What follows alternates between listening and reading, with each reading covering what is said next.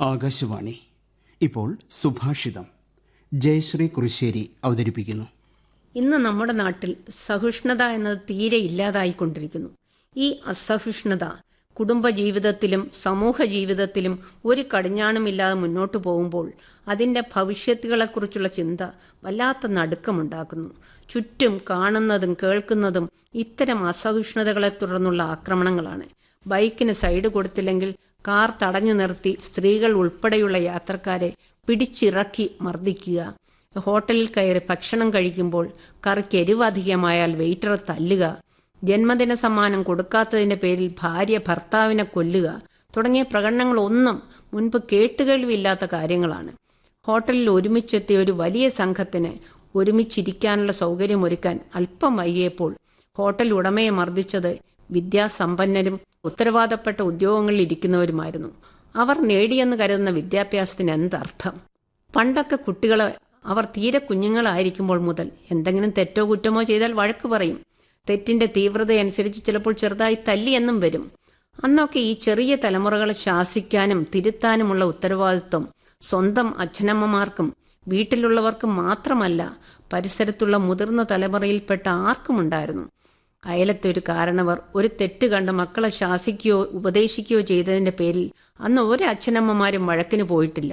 നിന്റെ നന്മയ്ക്ക് വേണ്ടിയാണെന്ന് പറഞ്ഞ് മക്കളെ മനസ്സിലാക്കി കൊടുക്കുമെന്ന് മാത്രമല്ല, നമ്മുടെ നന്മ ആഗ്രഹിക്കുന്ന ആ നല്ല അയൽക്കാരനോട് കൂടുതൽ ഇഷ്ടം തോന്നുകയും ചെയ്യും.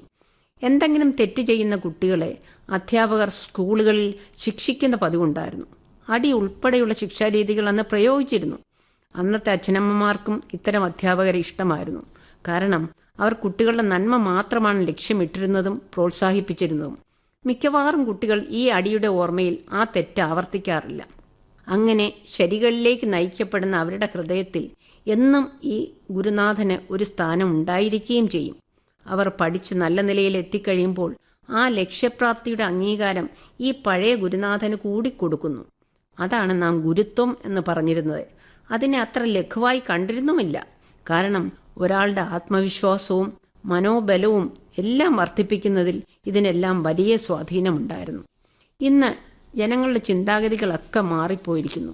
കൊച്ചുകുട്ടികൾ തെറ്റു ചെയ്താൽ, ഏതെങ്കിലും കാര്യത്തിന് ദുർവാശി കാണിച്ചാൽ നോ പറയാൻ പാടില്ല എന്നതാണ് ഇപ്പോഴത്തെ രീതി.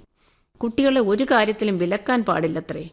പുതിയ തലമുറയിലെ അച്ഛനമ്മമാർ കുട്ടികളെ ശാസിക്കുന്നതിനോടും എതിർക്കുന്നതിനോടും എതിരഭിപ്രായമുള്ളവരാണ്. അങ്ങനെ ഇന്ന് വീടുകളിൽ നിന്നും സ്കൂളുകളിൽ നിന്നും ശാസനകളും ശിക്ഷകളും അപ്രത്യക്ഷമായി. ഇന്ന് കുട്ടികൾ ആരാലും തിരുത്തപ്പെടാതെയും വിലക്കുകളില്ലാതെയും വളർന്നു വരുന്നു. വീട്ടിലെ ഏത് കാര്യത്തിനും കുട്ടികളുടെ അഭിപ്രായങ്ങൾക്കും ആഗ്രഹങ്ങൾക്കും കൂടുതൽ മുൻഗണന കിട്ടുന്നു.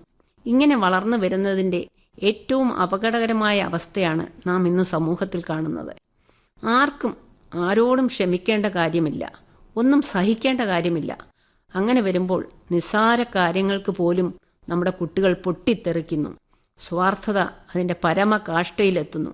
ഞാൻ, എൻ്റെ, എനിക്ക് എന്നതിലേക്ക് എല്ലാം ഒതുങ്ങുന്നു. അച്ഛനോ അമ്മയോ മക്കളോട് അവർക്ക് ദോഷകരമായേക്കാവുന്ന ഏതെങ്കിലും കാര്യത്തിന് ഒന്ന് ശാസിച്ചാൽ ആ അച്ഛനെയും അമ്മയെയും ഒരു പാഠം പഠിപ്പിക്കാനെന്ന വണ്ണം സ്വയം ജീവനൊടുക്കുന്നു. അത്രയും കാലം കഷ്ടപ്പെട്ട് വളർത്തിയ അച്ഛനമ്മമാരെക്കുറിച്ചോ തൻ്റെ ചെയ്തിയുടെ ഭവിഷ്യത്തിനെക്കുറിച്ചോ ഒരു നിമിഷം ചിന്തിക്കാനുള്ള വിവേകം ഉണ്ടാകുന്നില്ല.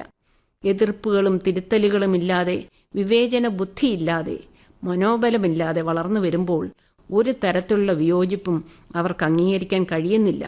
അനുകൂലിക്കുന്നവരോട് മാത്രമല്ല, വിയോജിക്കുന്നവരോടുമുള്ള ഒരു സഹിഷ്ണുത സമൂഹത്തിൽ വീണ്ടെടുത്തില്ലെങ്കിൽ അതിന് കൊടുക്കേണ്ടി വരുന്ന വില വളരെ വലുതായിരിക്കും.